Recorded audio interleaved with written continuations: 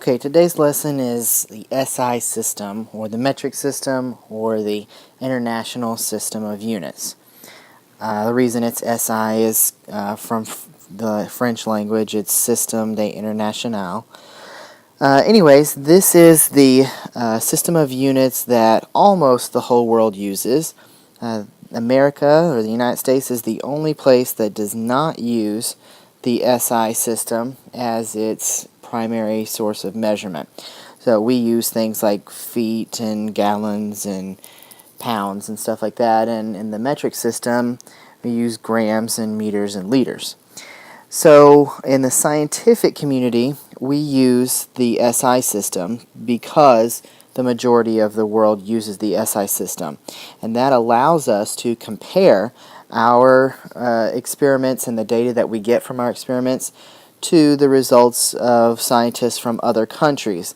The whole point of science is that it is repeatable. Okay? When somebody performs an experiment and they get a result, we don't just say, oh, okay, cool, we figured it out. Somebody else from somewhere else has to be able to duplicate your results. It has to be duplicated many, many times before we finally say, okay, that wasn't just a fluke. It can be repeated. It happens over and over and over again. So anyways, in order for us to compare results, we all agree to use the same system, and the metric system is the one that we agree to use. A famous case, as you can see on your screen, where some scientists forgot to use the metric system was for NASA's orbiter mission to Mars. That ended up costing them $125 million because one team of scientists used the metric system like they were supposed to, and another team of scientists used the English system. And then when they compared or sent information to each other, no party, neither one of them, realized that the other one was using different units. And so because of that, that operation didn't go according to plan. So anyways, it's always important to make sure that you're using the metric system in any scientific calculation that you do. Alright, so let's go ahead and talk then about what comprises the metric system. Okay, we have to begin with our base units, which I have boxed here in blue. And the M stands for mass. The L stands for liters. And the G stands for grams. Okay, so the reason these are called base units is because they're the simplest form of the unit itself. The other distinctions are either smaller or larger than the base unit. Okay, let's just go ahead and say, I apologize, I just noticed a problem here. This M does not stand for mass. It stands for meter. Okay, so meters are the unit that goes with distance. Liters are the unit that goes with volume, and gram is the unit that goes with mass. Sorry about that.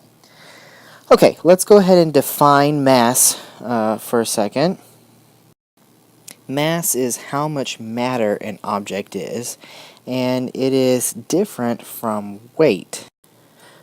Weight is how much gravity is pulling on an object's mass. So your weight can change, but your mass will not.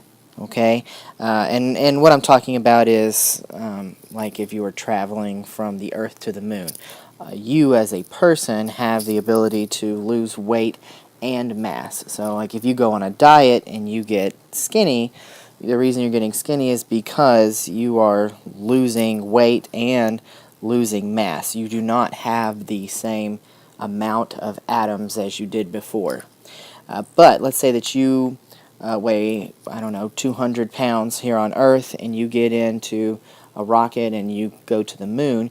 You will not weigh 200 pounds on the moon. You'll weigh less, but you didn't lose any mass during your trip. You still have the same amount of mass as you did before. And the reason for that is because there's less gravity on the moon than there is on the Earth. Okay, I just need to make that distinction because in this class you will not weigh anything. When you go back into the lab and you are collecting data, you will always be collecting the mass of your objects. And some of you will be in the habit of saying, I'm going to weigh this or I need to weigh that, and I will just stop and correct you and tell you that you're not weighing anything, you are massing something. So you need to know what the difference is between those two. Alright, back to the metric system. Again, remember that the base units are boxed in blue. Now let's look up here at the larger selection. We have kilo, we have hecto, and we have deca. Now these are all prefixes that you add to your base unit. So you can have a kilometer, or you can have a kiloliter, or you could have a kilogram. You can have any variation of these base units by just adding on your prefix. And all of these things show that it is larger than the base unit. A kilometer, for example, is going to be 1,000 times larger than a meter. A hectometer will be 100 times larger, and a decameter is going to be 10 times larger. That means that all your base units are going to be 1. Okay, so the kilometer is 1,000 times more than 1, and so on and so forth. Alright, so this kind of leads us into a bit of a confusion for some students that we'll go ahead and clear up, is we need to decide what is equal. Is 1 meter equal to 1,000 kilometers, or is 1,000 meters equal to 1 kilometer? Here's how you answer that question. It's with the word larger over here to the side, okay? I always ask myself, can a bunch of large things fit into one small thing, or can a bunch of small things fit into a large thing? Okay, and now obviously the answer is that a bunch of small things fit into the large thing. So that means that it takes 1,000 meters, the base unit, to equal 1 kilometer. Okay, now I can understand why it's confusing, because suddenly 1,000 goes with meter, and down here I've told you that the base unit is 1. But remember that this 1,000 up here at the top next to kilometer is there because it's 1,000 times greater than 1. Okay, that means it's going to take 1,000 of these small base units to equal 1 of these large units. Okay. Alright, now down to the smaller versions of the base unit. We have deci, we have centi, and we have milli. Okay, let's see, centi you might be familiar with, like century. Alright, it is 100 years. Or milli, like millennium, 1,000 years, not a million years. Or deci, like, deca up at the top, like decade, which is 10 years. So these all kind of have, or these words that we use on a daily basis have ties back into the metric system. Deci is 1/10 of the base unit. Centi is 1/100th, and milli is 1/1000th.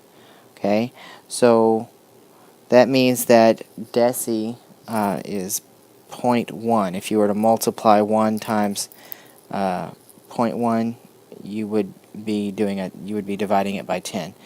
Alright, or we could have down here for centi, we get 0.01, and milli is 0.001. Alright, if you'll notice, up here on the top we were multiplying by these values, and on the bottom we are dividing by these values. Okay, so that gives us our general look into the SI system. Now you are going to have to memorize this system. And there is a trick or whatever, and I'm sure you've learned it before, to memorize each of these names in the system. When I was in school, it was King Henry danced merrily down Center Main. But that kind of leaves out these two base units here, liter and gram. So there's a new one. King Henry dunked many large glazed donuts in chocolate milk. That's one that you could use to help you memorize the metric system. Whichever one you choose or make up your own, the point is you're going to have to memorize this system. Not only the names and the base units, but how big they are. You need to know that kilo is 1,000 times greater than any of the base units, and need to be able to come up with this conversion factor here between any of the units in the SI system. In addition to that, there are 3 English to metric units that you are going to have to memorize. Alright, so here they are. 1 inch equals 2.54 centimeters, and 1.06 quarts equals 1 liter, and 1 pound is equal to 454 grams. Okay, those are your English to metric conversion factors, and they too must be memorized. Okay? Alright, that's it for today. Thank you for learning with me, and I will see you next time.